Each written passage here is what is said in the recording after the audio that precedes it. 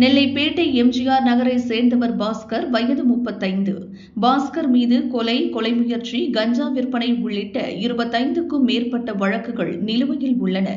இவரது பெயர் பேட்டை போலீஸ் நிலையத்தில் ரவுடிகள் பட்டியலிலும் இருக்கிறது. பாஸ்கரின் மனைவி இசக்கியம்மாள், வயது 27. இவர்களுக்கு 6 வயதில் ஒரு மகன், 4 வயதில் ஒரு மகள் உள்ளனர். நெல்லைப்பேட்டையில் வசித்து வந்தனர். பாஸ்கர் மீது பல வழக்குகள் இருப்பதால் போலீசார் அடிக்கடி வந்து மாறி மாறி கைது செய்வது வழக்கம்.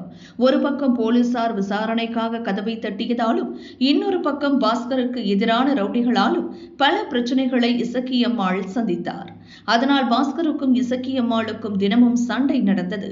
இதனிடையே போலீசாரிடம் இருந்து தப்புவதற்காக பாஸ்கர் தூத்துக்குடி மாவட்டத்தில் உள்ள உறவினர் வீட்டில் தலைமறைவாக இருந்தார். பாதி நாள் சிறையிலும் இன்னும் பாதி நாள் தலைமறைவாகவும் பாஸ்கர் வாழ்க்கையை கழித்ததால் குடும்பம் நடத்த இசக்கியம்மாள் சிரமப்பட்டார். 2 குழந்தைகளுடன் கஷ்டப்பட்ட இசக்கியம்மாளுக்கு பேட்டை பகுதியைச் சேர்ந்த ஒரு வாலிபர் உதவிக்கரம் நீட்டினார்.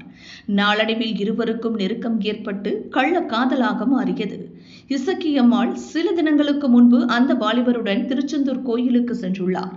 காதலனுடன் இருக்கும் வீடியோவை நெருங்கிய உறவுக்கார பெண்ணுக்கு அனுப்பியுள்ளார். அந்த வீடியோ எப்படியோ பாஸ்கருக்கு போய் சேர்ந்து விட்டது. இதனால் கடும் ஆத்திரமடைந்தார். குடும்பத்துக்காக நான் தலைமறைவாக வாழ்ந்தால் இவள் இன்னொருவனுடன் கூத்தடிக்கிறாளா என பாஸ்கர் கொந்தளித்தார். கடந்த 10ஆம் தேதி பேட்டை வீட்டுக்கு பாஸ்கர் சென்றார். தனக்கு வந்த வீடியோவை காட்டி எதற்காக அவனுடன் ஊர் சுத்துற என இசக்கியம்மாளிடம் பாஸ்கர் சண்டை போட்டார். அதற்கு இசக்கியம்மாள் நேரடியாக பதில் சொல்லாமல் மழுப்பினார். நீ நினைப்பது போல் எதுவும் இல்லை என்றார். நைசாக பேசியபடியே வீட்டை விட்டு வெளியே கிளம்ப இசக்கியம்மாள் முயன்றார். ஆத்திரமடைந்த பாஸ்கர் அரிவாளால் இசக்கியம்மாளை சரமாரியாக வெட்டிவிட்டு சென்றார். இசக்கியம்மாளின் அலறல் சத்தம் கேட்டு அக்கம் பக்கத்தினர் ஓடி வந்தனர். பிறகு பேட்டை போலீசார் வந்து இரத்த வெள்ளத்தில் கிடந்த இசக்கியம்மாளை நெல்லை அரசு மருத்துவக் கல்லூரி மருத்துவமனையில் சேர்த்தனர். அங்கு இசக்கியம்மாள் இறந்தார். போலீசார் பாஸ்கரை கைது செய்து தூத்துக்குடி சிறையில் அடைத்தனர்.